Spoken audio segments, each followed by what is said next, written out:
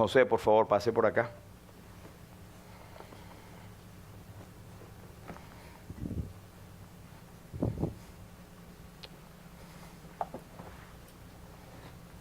Que Dios le bendiga, hermanos.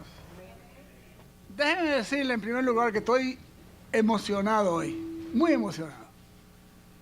Hacía tiempo que no estaba yo en una actividad así de Viernes Santo, como decimos nosotros, donde hubiera como tanta alegría en la cara de las personas presentes, en lugar de tristeza, que es lo que muchas veces uno ve por ahí, caras largas, como decimos. Y esto significa que nosotros estamos conscientes de lo que se está conmemorando hoy, que ha sido el sacrificio que Cristo hizo para beneficio de cada uno de nosotros.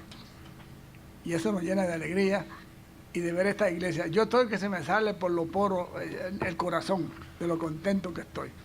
De verdad que Dios está aquí. No hay ninguna vuelta que darle a eso.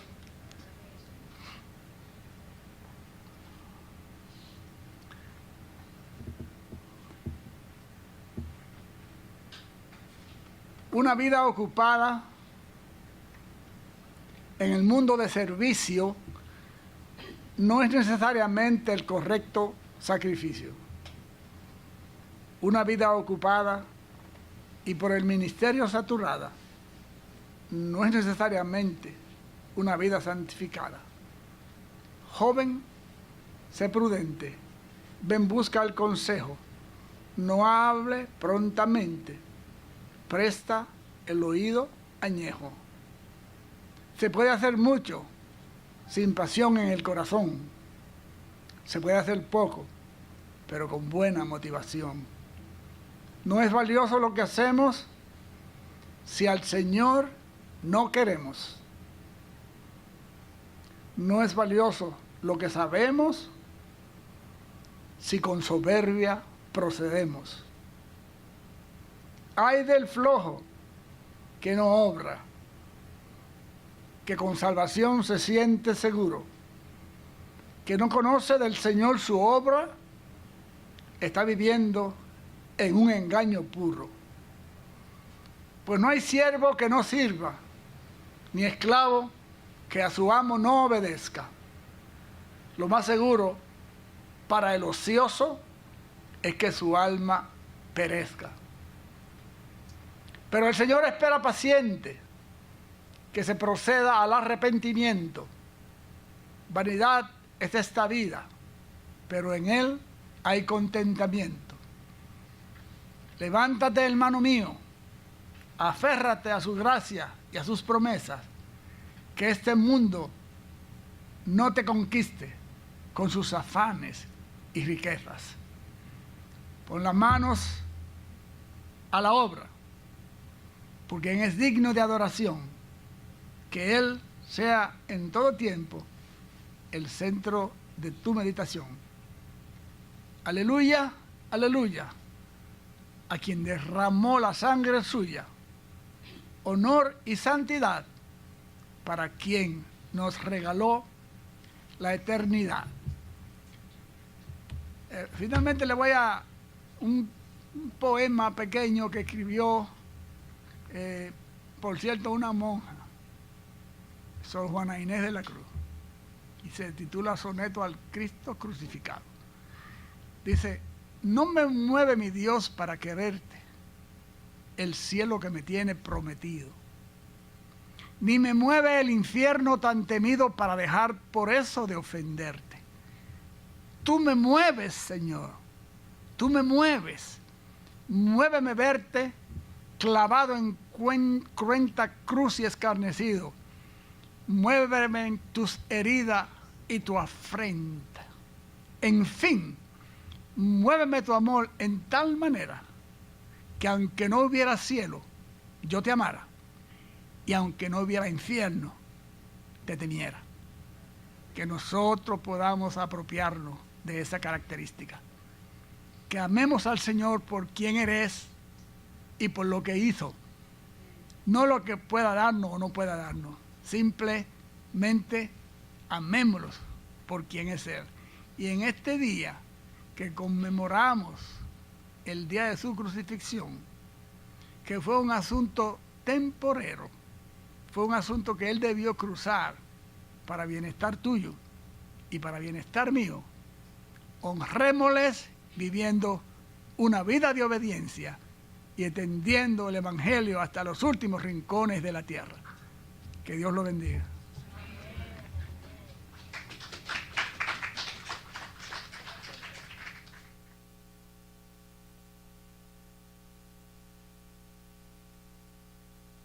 Bueno, hermanos, vamos entonces a leer Isaías. Voy a leer algunos versículos del capítulo 1 y tengo por delante unos punticos allí que vamos a ver bien breve. Isaías fue el profeta, uno de los llamados profetas mayores, un profeta que vivió cerca de 722 años antes de Cristo, y su ministerio estuvo hacia la tribu de Judá y también Israel, cuando se dividieron ese ministerio de él, y él profetizó durante 4 reyes, posiblemente entre el año 740 al 680, y un periodo aproximadamente de 70 años. Pero Isaías es llamado el mayor porque él tiene la mayor cantidad de profecías, y es irresistible la profecía que encontramos de Isaías en cuanto al Señor Jesucristo. Todos, sin excepción, apuntaron al Mesías, pero Isaías de una manera especial. Y quiero leer del capítulo 1 algunos versículos con ustedes. Vamos a leer desde el versículo 1. Dice, visión de Isaías, hijo de Amós, la cual vio acerca de Judá y Jerusalén en días de Usías, Jotam, Acaz y Ezequías, reyes de Judá. Esto es lo que dice el Señor. Oíd cielos y escucha tú, tierra, porque habla Jehová. Crié hijos y los engrandecí, y ellos se rebelaron contra mí. El buey conoce a su dueño, y el asno el pesebre de su señor. Israel no entiende, mi pueblo no tiene conocimiento. Oh gente pecadora, pueblo cargado de maldad, generación de malignos, hijos depravados, dejaron a Jehová, provocaron a ira al Santo de Israel, se volvieron atrás. ¿Por qué querréis ser castigados aún? ¿Todavía os rebelaréis? Toda cabeza está enferma y todo corazón doliente. Desde la planta del pie hasta la cabeza no hay en él cosa sana, sino herida, hinchazón y podrida llaga. No están curadas, ni vendadas, ni suavizadas con aceite. Vuestra tierra está destruida, vuestras ciudades puestas a fuego, vuestra tierra delante de vosotros comida por extranjeros y asolada como asolamiento de extraños. Versículo 10. Príncipes de Sodoma, oíd la palabra de Jehová. Escuchad la ley de nuestro Dios, pueblo de Gomorra. ¿Para qué me sirve, dice Jehová, la multitud de vuestros sacrificios? Hastiado estoy de holocaustos, de carneros y de cebo de animales gordos. No quiero sangre de bueyes, ni de ovejas, ni de machos cabríos. ¿Quién demandará esto de vuestras manos cuando venís a presentaros delante de mí para hollar mis atrios? No me traigáis más vana ofrenda. El incienso me es abominación. Luna nueva y días de reposo, el convocar asambleas no lo puedo sufrir. Son iniquidad y vuestras fiestas solemnes. Versículo 18. Venid luego, dice Jehová, y estemos a cuenta. Si vuestros pecados fueren como la grana, como la nieve serán emblanquecidos. Si fueren rojos como el carmesí, vendrán a ser como blanca lana. Versículo 28. Pero los rebeldes y pecadores a una serán quebrantados, y los que dejan a Jehová serán consumidos. Versículo 31. Y el fuerte será como estopa, y lo que hizo como centella, y ambos serán encendidos juntamente, y no habrá quien apague. Hasta aquí, que el Señor bendiga su palabra. Posiblemente muchos se estarán preguntando si es un tiempo de adoración, ¿verdad? Porque estamos leyendo de Isaías y del pueblo de Israel y la profecía de este pueblo. Bueno, mi punto en esta noche, mediante el Señor, es la pregunta o la inquietud de por qué el sufrimiento del Señor fue tan extremo y por qué ocurrió el sufrimiento y el sacrificio del Señor Jesucristo. Y una cosa tan horripilante y tan horrible como fue la muerte de Cristo, que se queda atrás el sufrimiento humano, físico, para dar cabida al sufrimiento espiritual que tuvo el Señor Jesucristo al ser abandonado de Dios, al tener en su vida, en su alma, las olas vengadoras de cólera penal que pasaron sobre él con peso judicial, y su alma fue sumergida, dice el profeta en Lamentaciones, que estoy hundido en cieno profundo donde no puedo hacer pie, y las olas han anegado mi alma. La ira de Dios estaba sobre él, y él oraba en el Salmo 22, Señor, libra de la espada mi alma, y líbrame de los cuernos del león. Líbrame de la boca de los búfalos y de toda clase de figuras que hablaban del terror de algo grande que vendría hacia él, ¿no? Algo terrible que vendría sobre él. Y su alma fue allí sumergida, y estuvo el Señor en un dolor tan, pero tan profundo en el Calvario, que hubo un momento que hubo tinieblas en toda la tierra. ¿Por qué? Porque era como que si la misma naturaleza se hubiese negado a dar la luz a aquel espectáculo tan terrible cuando Cristo dio su vida. Pero estoy pensando en Isaías y luego vamos a ver el punto. El primer punto es que esta nación de Israel, de allí vino el Señor Jesús. Pero la nación de Israel es una miniatura en lo que encontramos acá de lo que es la humanidad. Y podemos encontrar la razón, o por lo menos llegar a la orillita de imaginarnos por qué el Señor sufrió tanto, tal contradicción de pecadores. Pues mire lo que tengo en primero. Dios está hablando al hombre y le describe. Cuando dice en el versículo 2, dice, oíd cielos y escucha tu tierra porque habla Jehová. Y esto también es algo para nosotros. Si usted está pensando que esto es nada más para Israel, está equivocado. El Señor está hablando a todos y le está hablando a usted y a mí, porque somos parte de la tierra y el cielo.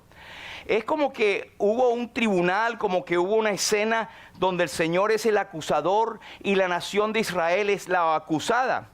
Y es que en lugar de responder bien al cuidado y la provisión que Dios le había dado a Israel, conservándola y preservándola de las demás naciones, pues Israel sencillamente no había obedecido a Dios ni le había amado como él se merecía, y cayeron muchas veces en la idolatría.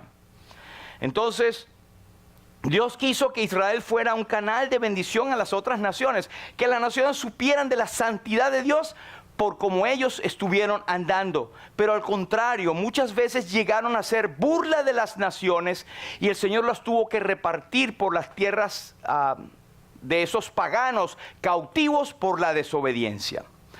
Pero la historia se repite, ¿sabe? Porque Dios le está hablando aquí a Israel. En lugar de eso, debe llamar a las naciones para que se fijen ahora en la vergüenza. Es como si yo estuviera llamando, miren, naciones de alrededor, miren en la vergüenza que estoy poniendo a esta nación que yo escogí. Dios no le tapa no le tapa los trapitos a nadie. La Biblia es un libro totalmente abierto que no le esconde ningún tipo de pecado a nadie. Y eso es lo que nosotros llamamos como integridad. David, tremendo rey, tremendo hombre conforme al corazón de Dios. Dios no le tapa ni un solo de sus pecados. Fue un hombre que fue adúltero, fue un hombre que fue asesino, un hombre que manchó sus manos, y por eso Dios le castigó. Sin embargo, él se arrepintió, Dios lo reivindicó, y en él se cumplió la promesa de ser el ascendiente de David. El trono de Jesús sería firmado por David. Pero Dios está hablando aquí al hombre. Dios te está hablando a ti y a mí en la nación de Israel. Oíd cielos y escucha tu tierra, porque habla el Señor. Escucha, oye. ¿Sabe que esta palabra ocurre más de 416 veces en la Biblia? Oye, escucha. Y el Señor lo usó muchas veces y Él dice, el que tiene oídos para oír, oiga. Y vean Apocalipsis, el Espíritu hablando a las iglesias, el que tiene oídos para oír, oiga lo que el Espíritu dice para la iglesia. Es más, es tan importante el oír que el Señor Jesucristo dice, el que oye mi palabra y cree al que me envió, tiene vida eterna y no vendrá condenación, mas ha pasado de muerte a vida. Y el apóstol Pablo dice en Romanos, así que la fe viene por... y el oír por la palabra de Dios. Así que hacemos bien en escuchar la palabra de Dios. Nada hay de desecharse. Yo creo que este pasaje, aunque habla para Israel, es una aplicación perfecta a nosotros en este día. Número 1, Dios está hablando al hombre y le describe. Mira el versículo 4. Oh gente pecadora, pueblo cargado de maldad, generación de malignos, hijos depravados, dejaron a Jehová, provocaron a ira al Santo de Israel, se volvieron atrás. Antes que usted diga, caramba, esos hombres que pecadores, ¿verdad? Pueblo cargado de maldad, una generación de malignos, una cuerda de sinvergüenzas, provocaron a ira al Santo de Israel, hijos depravados. La Biblia dice, ¿somos nosotros mejores que ellos? En ninguna manera, pues ya hemos acusado a judíos y a gentiles que todos están bajo pecado. Como está escrito, no hay justo ni aun uno, no hay quien entienda, no hay quien busque a Dios. Todos se desviaron, a una se hicieron inútiles. No hay quien haga lo bueno, no hay ni siquiera uno. Sepulcro abierto es su garganta, con su lengua engañan, veneno de áspides hay debajo de sus labios. Su boca está llena de maldición y de amargura. Sus pies se apresuran para derramar sangre, quebranto y desventura hay en sus caminos, y no conocieron camino de paz. Todos pecaron y están destituidos de la gloria de Dios. Hoy en día estamos viviendo mucho peor que lo que Dios describe a Israel. Entonces, esta situación es para ti y para mí. Habiendo interpretado que primeramente fue para Israel, el Señor dice, oíd cielos y escucha tu tierra porque habla Jehová. Así que esto es un mensaje universal, es para todo el mundo. Y ya sabemos que ellos, si eran depravados, que eran pecadores, que eran pueblo cargado de maldad, se habían rebelado contra Dios, nosotros somos lo mismo, esta humanidad es la misma. Todos se desviaron, a una se hicieron inútiles. En Romanos 5 y 12 dice, por tanto, como el pecado entró al mundo por un hombre y por el pecado la muerte, así la muerte pasó a todos los hombres por cuanto todos pecaron y están destituidos de la gloria de Dios. Usted y yo hemos pecado. Destituidos de la gloria de Dios. Estamos cortos, no podemos llegar. Ahora, fíjense, ese es el punto número 1. El número 2, fíjense el versículo 5. ¿Por qué querréis ser castigado aún? Es como que si Dios le estuviera dando la oportunidad. O se las dio muchísimas veces, como lo vemos históricamente. Pero entonces dice, ¿todavía os rebelaréis? Es decir, con todo lo que le estoy dando, ¿todavía tienen ustedes la cachaza de rebelarse contra mí? Y dice, toda cabeza está enferma y todo corazón doliente. Y dice el versículo 6, desde la planta del pie hasta la cabeza, no hay en él cosa sana, sino herida, hinchazón y podrida llaga. No están curadas, ni vendadas, ni suavizadas con aceite. Imagínense ese espectáculo. Dios está describiendo a Israel como un hombre desde la planta del pie hasta la cabeza, hasta la coronilla, lleno de llagas, podridas, sin estar curadas ni vendadas, y está enfermo, está doliente, está triste, está cansado. Y usted dirá, qué cosa más horrible. Pero ¿sabe qué? Esa es la condición de usted y de mí también, de la humanidad sin Cristo. Aquellos que no tienen en su noticia al Salvador, pues están en esa condición. Ese es el retrato suyo. Y esto es un poquito típico que usted, cuando le pregunta a alguien, ¿cómo se ve usted mismo? Yo me veo como una persona bien decente, una persona súper educada, una persona que no le hace mal a nadie, una persona que todos se agradan de mí. Es como, cuidado, montate aquí para hacerte un altar, porque acho, así nos vemos. Pero ¿sabe que Dios cómo nos ve? Así nos ve Dios cuando estamos muertos en nuestros delitos y pecados. No podemos alcanzar en ningún momento el pensar que podemos alcanzar la gloria de Dios en nuestra propia condición. Entonces, el número 2 es que el hombre enferma, el hombre entristece y el hombre supura cual llaga entera ante de Dios. Todo el hombre es una llaga que está supurando, que está podrida y que está próximo a morir, a menos que tenga una intervención milagrosa. Este es el punto número 2.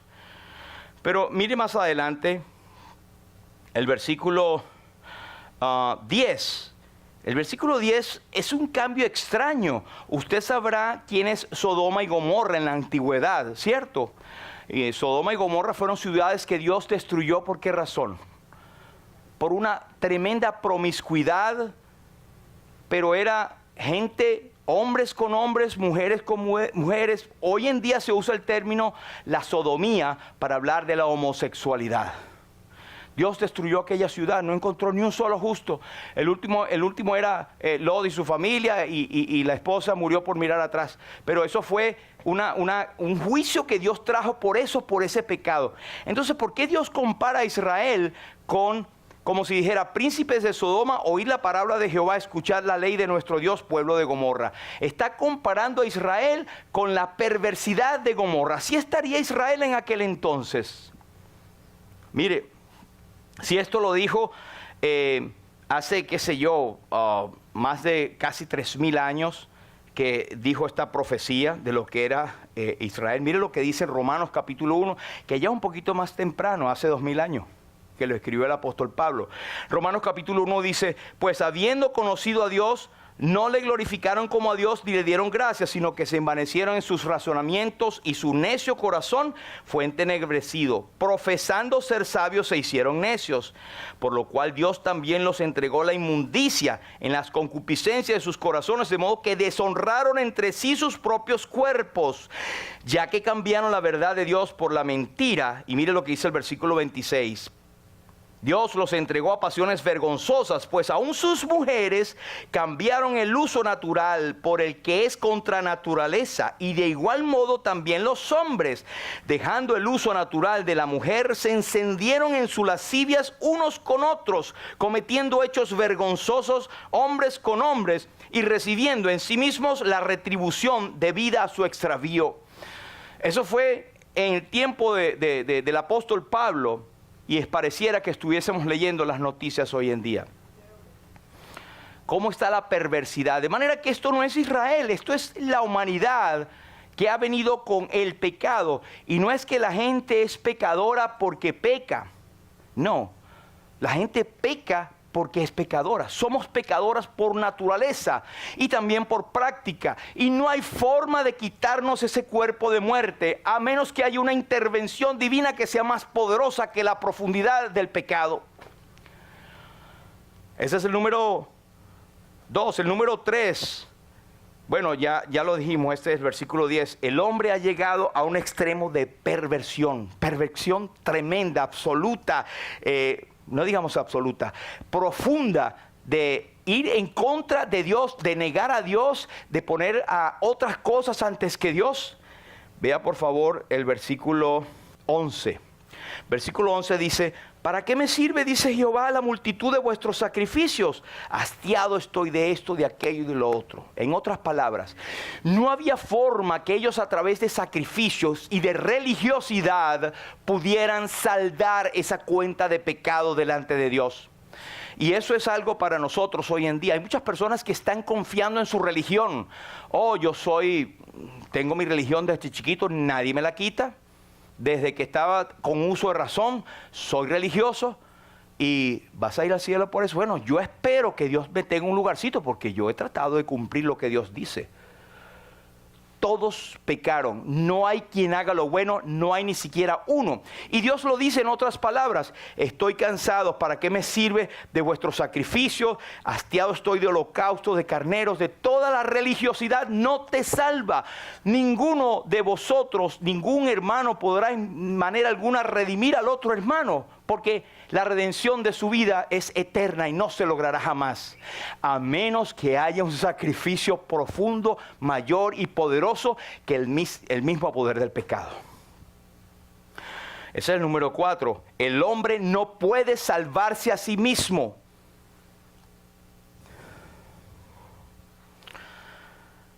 Efesios capítulo 2 nos dice, porque por gracias sois salvos por medio de la fe, y esto no de vosotros, pues es don de Dios, no por obras, para que nadie se gloríe. Y en Tito nos dice, Dios nos salvó no por obras de justicia que nosotros hayamos hecho, sino por su misericordia, por el lavamiento de la regeneración y por la renovación del Espíritu Santo. Otra vez, una obra milagrosa, portentosa, que puede sacar a la humanidad de este barro.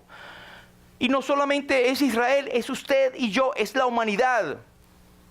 Y estoy hablando de usted y yo en términos de incluirme como la raza humana.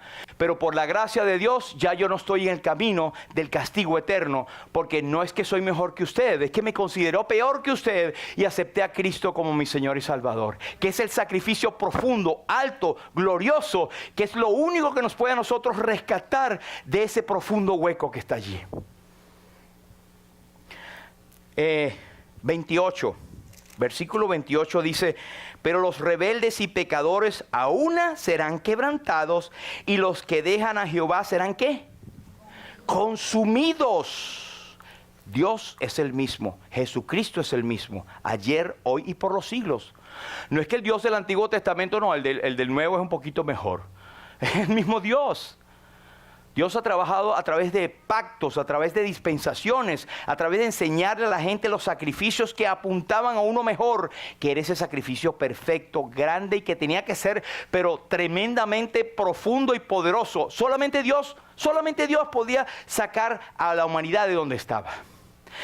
Por eso es que vamos a hablar de profundidad del sacrificio de Cristo. Pero sigue lo que acabamos de leer como conclusión, el punto 5 es que el hombre merece el castigo eterno por el pecado que ha cometido.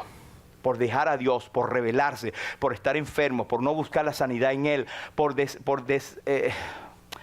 rebelarse contra Él, por no escucharlo a Él, por despreciar el Evangelio, que es la única fuente de salvación que nos puede sacar. No existe religión, no existe libro, no existe filosofía, no existe manera de actuar que no sea a través de algo más profundo que el pecado. Profundo es el amor de Cristo.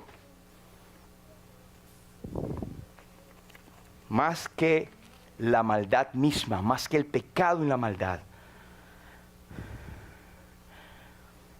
Ahora, por eso en el versículo 18 dice Dios, una invitación. Venid luego. Esa palabra luego no es después, es ahora. Vengan ahora, dice Jehová, y estemos a cuenta. Fíjense, Dios está, a pesar de esto, llamando a cuenta. A mí me asustaba mucho cuando mi papá nos llamaba, ven acá, vamos a estar a cuentas. Ahí venía algo, ay muchacho, ¿qué hice yo?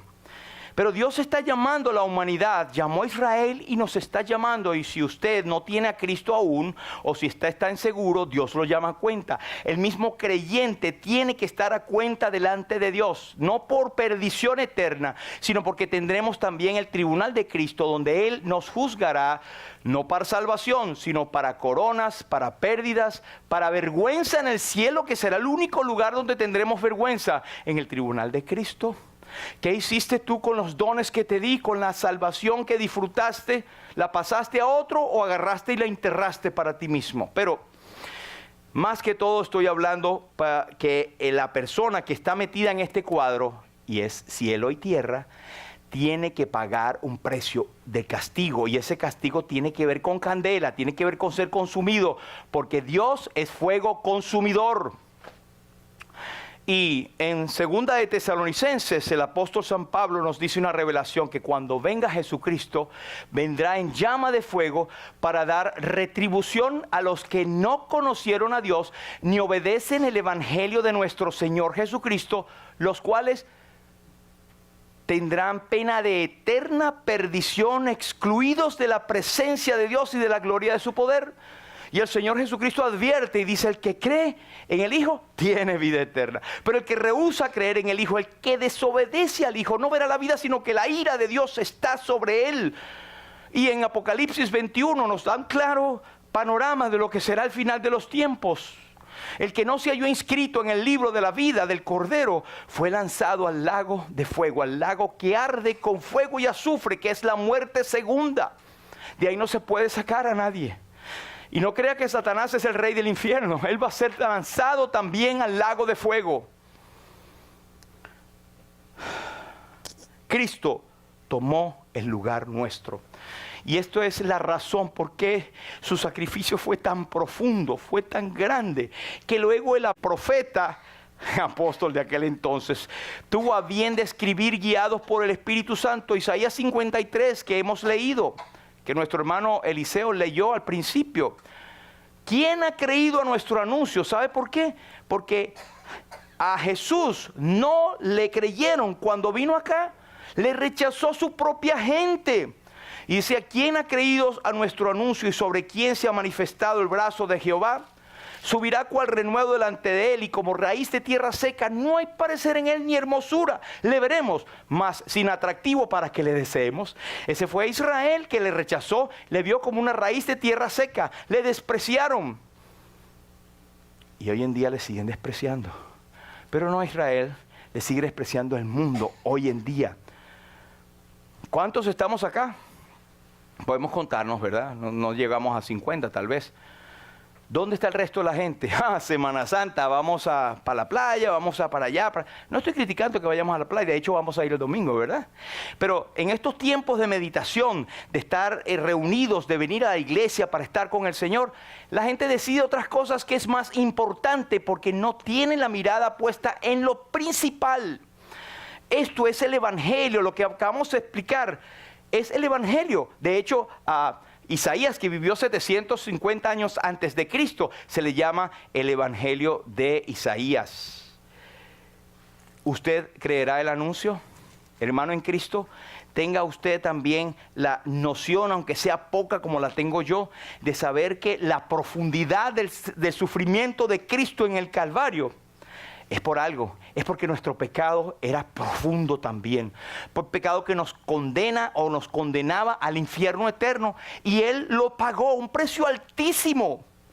Todo lo que hemos leído, los 5 puntos de la nación de Israel que aplican a cada una de las personas hoy en día, es la razón por la cual Cristo sufrió tal contradicción de pecadores contra sí mismo.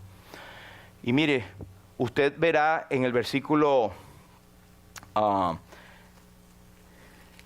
6, y usted puede tener abierta su Biblia en Isaías 53. En el versículo 6 del capítulo 1 se dice: todavía os rebelaréis. ¿Habla de qué? Rebelión. Isaías 53 dice: Él fue herido por nuestras rebeliones. Este versículo nos dice: toda cabeza está enferma. De Cristo se dice en el capítulo 53: llevó Él nuestras enfermedades. Capítulo 1 nos habla de que todo corazón está doliente. Del Señor Jesucristo se dice: Él sufrió por nuestros dolores. Punto 5. En el capítulo 1, el versículo 6 dice que no hay en Él cosa sana sino herida. Del Señor Jesucristo se dice: mas Él herido fue por nosotros. Y por último, habla de una podrida llaga. No están curadas, ni vendadas, ni suavizadas con aceite. Del Señor Jesucristo se dice que Él fue a la cruz y por su llaga fuimos nosotros curados. Yo no había visto esto, pero es un anclaje perfecto de la condición de Israel y la condición del mundo, y cómo Cristo encaja perfectamente en cada una de las necesidades del hombre. ¿Tienes sed? Jesucristo dijo: yo soy el agua viva. Si tomas agua de esto, volverás a tener sed, pero el que bebiere del agua que yo le daré no tendrá sed jamás, sino que el agua que yo le daré será en él una fuente de agua que salte para vida eterna. Es decir, que podemos inclusive brindar y traer a otros para que tomen de la fuente de la vida eterna que es Jesús. ¿Tienes hambre? El Señor dijo, yo soy el pan vivo que descendió del cielo. ¿Estás que te mueres o te mueres? Si te mueres ya no hay oportunidad. Mientras estás vivo hay oportunidad. Pero Jesús dijo, yo soy la resurrección y la vida. El que cree en mí, aunque esté muerto, vivirá. Porque todo el que está en pecado sin tener a Cristo en su noticia está muerto en sus delitos y pecados y expuestos a una condenación eterna.